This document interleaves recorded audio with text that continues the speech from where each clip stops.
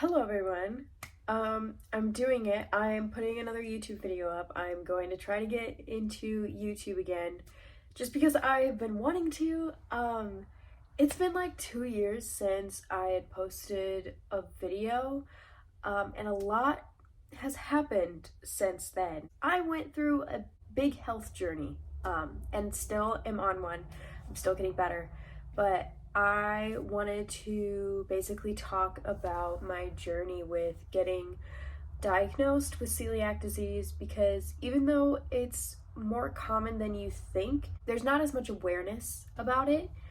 And yeah, I'm just gonna get like right into it because it is a lot. I'm gonna try to make this video like not super long. Now I don't know, I can't remember if any of my other videos I had mentioned anything about my diet. I had always been someone who had eaten like super healthy for the longest time throughout like mid high school into college. I didn't eat red meat because I've always had stomach issues, and I thought red meat was the cause of it because every time I would eat it, I would have like digestion issues and all that not so fun stuff. But basically, it kind of all started in October of 21 when it comes to like the road to getting diagnosed.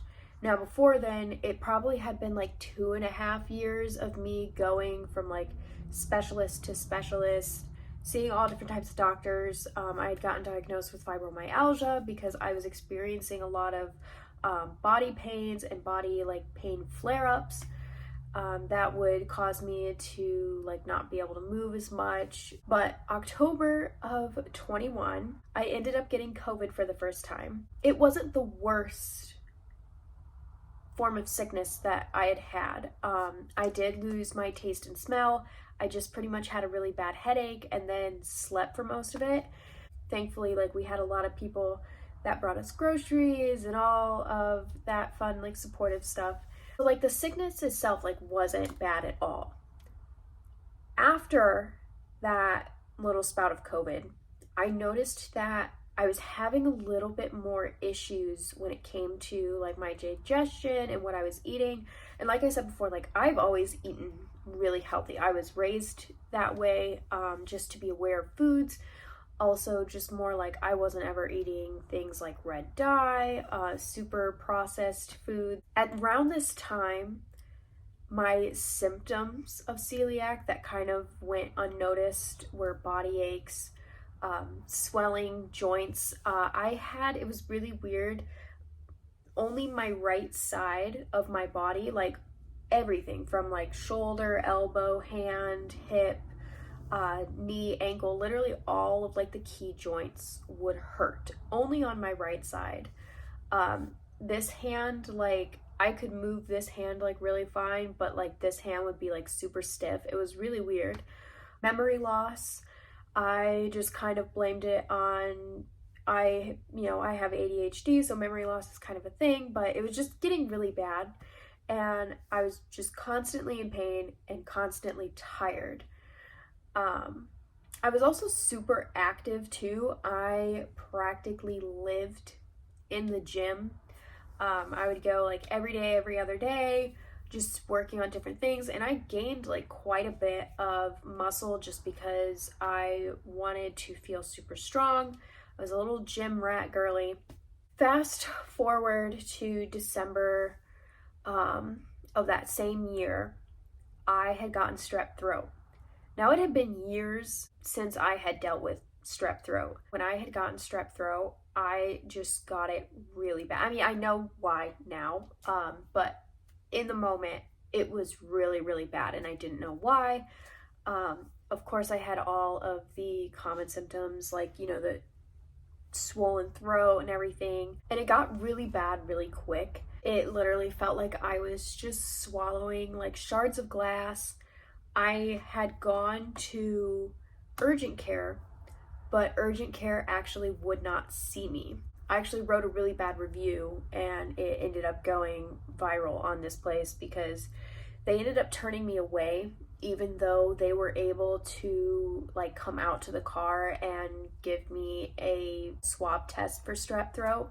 But because my symptoms, which was like a swollen throat, and I was also like not able to hold anything down, I went to urgent care because I couldn't hold anything down, not even water. I was puking. And so because vomiting and swollen throat is a symptom of COVID, for some reason the lady in there would not see me. Apparently it was handled and dealt with, but she turned me away. And she said that you can book an appointment. But when I looked online, they didn't have any appointments or a place to put an appointment. So I waited a few hours and ended up going to a different urgent care, which they immediately took me in. They said they didn't understand why the other urgent care turned me away. I clearly have a really bad case of strep throat. I was progressively getting worse pretty quick. I tested positive for strep and they gave me antibiotics, and it was still like so bad. Like I wasn't able to hold down the antibiotics, and it wasn't until like I got pretty much up to the point where they were saying, like, if you can't take the antibiotics orally, like, you're gonna have to get an IV. But it ended up taking the antibiotics, and I was slowly able to drink a cup of broth here and there and gain the ability to eat and drink again. I ended up getting scarlet fever, which is just a fever that you can get typically from strep. If it gets really bad, I had a rash like all over my chest, my legs, my arms, my face. And within a matter of 2 weeks dealing with this strep throat, I had lost 10 pounds. I brushed it off like, okay, I really didn't eat anything for a while there, so it made sense. Then we realized my issues skyrocketed. Everything I ate, no matter if it was like super healthy, a juice, whatever, like I just felt so uncomfortable.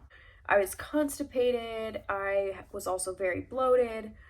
Again, that swelling on the right side was just getting worse. I was going like back and forth between like insomnia cycles and not being able to sleep to falling asleep literally everywhere, no matter where I was. My focusing issues were also getting worse, and then I was also having weird blood pressure issues, where my blood pressure would just drop out of nowhere. I didn't have to be doing anything specifically, but my blood pressure would just drop. Throughout this whole thing, the doctors could not figure out what was wrong with me. My doctor literally said, like, eventually we're gonna get you back to a normal 21-year-old, and I'm just like, cool, like this has been going on for months now. I'm getting a little worried that I'm forever gonna be like this. From dealing with all that strep throat issues, I was just going through this weird issue. Like in January, I have my own photography business now. In January of 22, I really wasn't doing too much with it. I would have some shoots here and there, but I was just feeling so horrible all the time that I barely, I didn't want to schedule too much. I was still losing weight. I would constantly step on that scale, and normally I'm not a person that looks at the scale, don't care about the number, but I am 5'4", and I started off at 145, like in between 150 pounds, but it was like pure muscle. Like I was gaining those glutes too. I was so excited about those. By the time the 1st of February, I ended up having my first ER visit. Now, I went to urgent care first, and urgent care sent me to the ER. I had a lot of stomach pain, and I had very like labored breathing. My boyfriend ended up driving me to urgent care, and urgent care was trying to get my SpO2 levels, my oxygen levels, and they weren't getting an accurate reading because they were all over the place. I wasn't anxious or anything, I was just in a lot of pain. So they sent me to the ER, and the ER took an x-ray of my chest and said that everything looks fine. At this point in time, like I was down probably like 20 5 pounds, I would say. I was around like the 120s at that point. My doctor was really concerned about my weight, and it was really hard too because I would get sort of the talks every now and then, making sure that I'm eating, and I'm like, I am eating. Like, I had nothing wrong with food. I wanted to eat. Like, I'm a big foodie. Eating wasn't the issue. So like, even when I was in pain and stuff, like, I still was mentally okay enough to be like, okay, I still have to eat. I still have to give my body nutrients. So I would still eat the things that I could, and in a healthier way. Really, really discouraging and hard for me to be able to listen to that, because that wasn't the issue, yet they still tried to make it an issue. I was also seeing a rheumatologist because of the fibromyalgia. They also tested me. One of the symptoms that I had no idea was a symptom of celiac. I had sores on my scalp, and I had dealt with that for a while, but it was just getting worse. I mean, like, they were itchy, super gross, like a bunch of dandruff and everything. So the sores, they were actually thinking was psoriasis, which then they tested me for psoriatic arthritis, and that's what they thought all the pain and stuff was. But that ended up coming back negative. I had so many blood tests done throughout like just these few months, because they were just trying to test for literally anything and everything. They had me go to a gynecologist and get my ovaries checked. I got tested for rheumatoid arthritis, psoriatic arthritis, and basically the only things, like, there were things in my blood results that would raise question, like my hemoglobin was really low, my iron was off the charts low, and I had a really large amount of inflammation, but it was considered unspecific. Now, my diet at the time, I wasn't eating any red meat. I also am lactose intolerant, so I don't drink milk at all. I can still have cheese and ice cream, but I don't eat that much of it. Ice cream is like the biggest thing out of like the dairy products that I will have, but I've been eating a lot of non-dairy ice creams. So at this time, I was having a lot of doomsday anxiety. My doctor ended up putting me on an anxiety med because of just how bad it was getting. Right around my second ER visit, which was only 2 weeks after my first one, I was having really bad anxiety. I was having muscle spasms. I was constantly feeling like just stuff move around in my stomach. I was constantly aware of my stomach because I just could feel it moving, and it was just really, really weird. Severe memory loss. I felt like I was there, but not really there. I was falling asleep anywhere and everywhere. I would accidentally fall asleep at work. I would come home and like immediately fall asleep either on the couch or in the bed, and then my boyfriend would wake me up with a plate of dinner, and then I would end up falling asleep again. Again, that was a symptom of celiac, but I had no idea. So February 14th of 2022, like I said, 2 weeks past my first ER visit, I ended up going to the ER again. I was probably like home for 30 minutes. My boyfriend had just gotten home as well. Like, thank goodness, because I was only home for 30 minutes, and we were talking in the kitchen, and I was like walking past him and got like a jolt of pain. Like, I remember like kind of like doing some weird kind of jolt of pain, and it was in my stomach, and that pain was just growing, and it was so extremely painful. My hearing went pretty muffled, and my vision started like blackening around, and I remember my boyfriend talking to me, but I couldn't hear what he was saying. Like, it was just very weird. Like, I don't remember like from that point when we were going to urgent care. I mean, I just remember him saying, "I'm taking you to urgent care." It was something like weird ended up going. I went into urgent care. The pain in my stomach was so severe. I was crying. They ended up taking my blood pressure. My heart rate was really high and my blood pressure was really low. They thought that I had an ovarian cyst rupture. So they ended up sending me to the ER by ambulance, and the ER ended up giving me some morphine.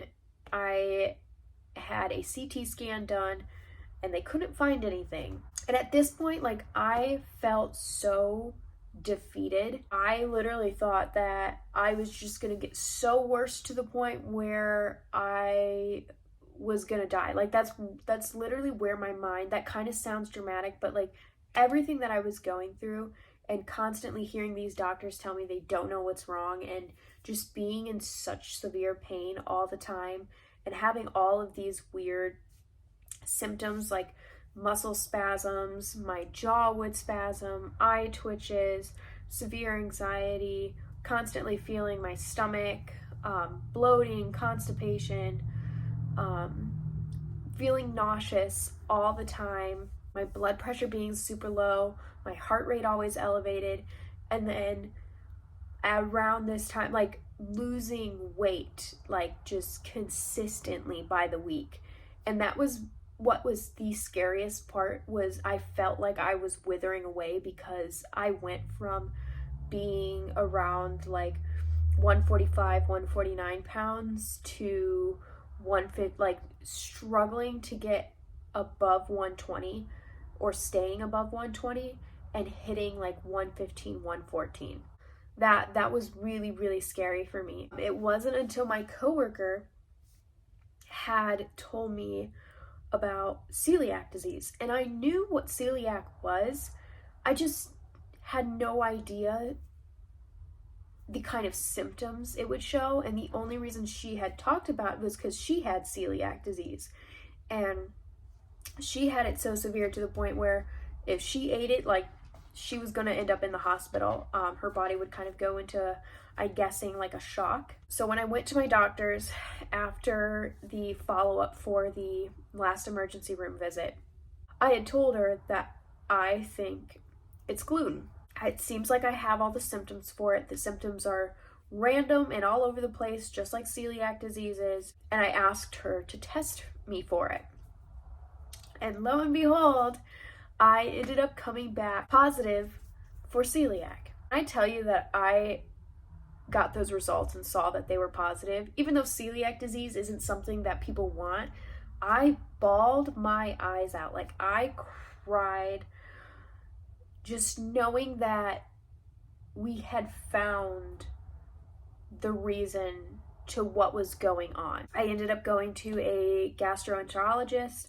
They scheduled me for a colonoscopy and an endoscopy.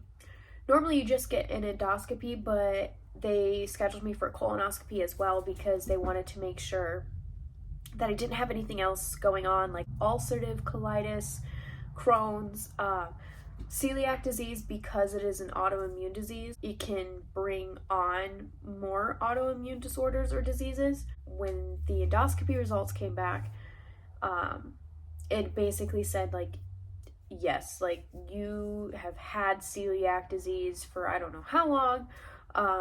My stomach lining and my small intestine lining was really, really damaged. So I was losing weight because I was dealing with malabsorption and malnutrition, meaning everything that I ate, my body wasn't gaining any nutrients for it. Because with celiac, you have these little hairs in your lining that absorb the nutrients called villi. And celiac, basically, when you cannot digest the molecule that is gluten, your body sees it as foreign. The gluten molecule basically coats your stomach and small intestine lining, and your body attacks it and basically tries to eat it away. So it's like eating away at your intestinal lining. And so those villi, when they're nubs, it's not absorbing anything. So that's why I wasn't gaining anything from anything that I ate. Once I ended up getting the diagnosis and stopped eating gluten, I started noticing changes, like beneficial changes, not immediately, but almost immediately. But then a few months go by, and I was getting the hang of my celiac and just figuring out what I could eat. We had deep cleaned our kitchen. Wheat and gluten basically became a biohazard for us. And I ended up getting a lot better, and started seeing certain issues that I had dealt with for years go away. So yeah, it's been about a year of being completely gluten-free. Never thought that I would be on a gluten-free diet, but I can eat red meat again and not have many issues. My diet was gluten-free, dairy-free, and low FODMAP. I had a huge diet change. I'm going to leave this video just specifically talking about that journey, like up until my diagnosis. Like I said, I do want to get into YouTube again, so I'm going to be posting more videos. Also, if you have any questions, or if you're a fellow celiac, go ahead and follow, leave some comments. I do like posting content about like health, foods, and like recipes. I'm also going to leave my TikTok and Instagram in the description below because I post a ton of different stuff on there. Also, certain things that had helped me heal my gut and my stomach. It's still a journey that I am on. I'm still healing myself. But yeah, you'll be seeing a little more of my face now on YouTube. I'm excited to be sharing my story as well because when you look online, there's not a lot of people on YouTube, I guess, like talking about it. So I'm a fellow celiac member. Not that that's super fun to say, but when you have a community of people who understand you, it's really nice. If you guys have any video suggestions, go ahead and leave them in the comments as well. I'm going to leave it here. I will see you guys in my next video.